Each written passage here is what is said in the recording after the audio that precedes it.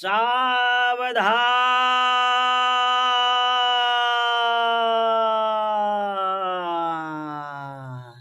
अरे काहे भैया, काहे सावधान? आवत बा देश में नया नया कानूनवा हो। आवत बा देश में नया नया कानूनवा हो। आवत बा देश में नया नया कानूनवा हो।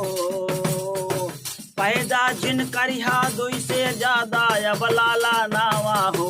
पैदा जिन करिहा दुई से ज्यादा अब लाला नावा हो। आवत बादियत में नया नया कानूनवा हो। आवत बादियत में नया नया कानूनवा हो।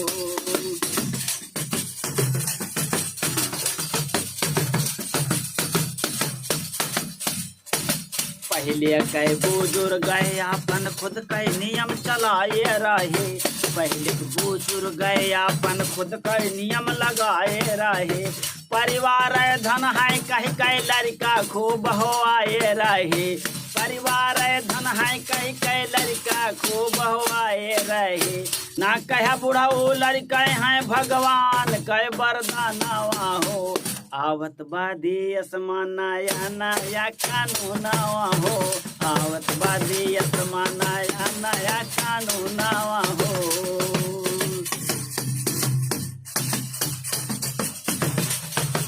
जकरे अब दुई से ज्यादा लड़का पैदा हो जाए। जकरे अब दुई से ज्यादा लड़का पैदा हो जाए। सरकारी सुविधा कौनो जीवन भर ऊ नहीं पाए। सरकारी सुविधा कौनो जीवन भर ऊ नहीं पाए। यहाँ तो भैया कौनो न चले बहानावा हो। आवत बादियत में नया नया कानूनवा हो। आवत बादियत में नया नया कानूनवा हो।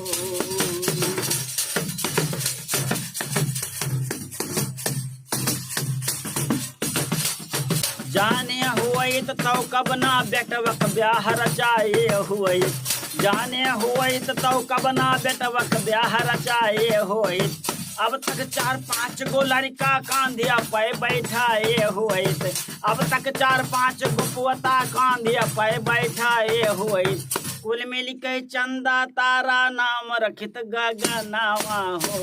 आवत बादियत में नया नया कानूनवा हो। आवत बादियत में नया नया कानूनवा हो।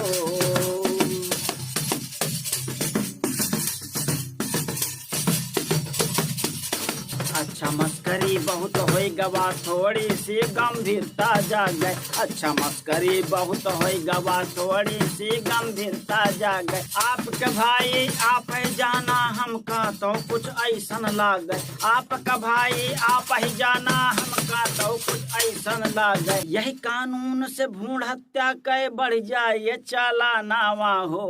आवत बादियत में नया नया कानूनवा हो। आवत बादियत में नया नया कानूनवा हो। पैदा जिन करिहा दुई से ज्यादा अब लाला नावा हो। पैदा जिन करिहा दुई से ज्यादा अब लाला नावा हो। आवत बादियत में नया नया कानूनवा हो। आवत बादियत में नया नया कानूनवा हो। आवत बादियत में नया नया कानूनवा हो।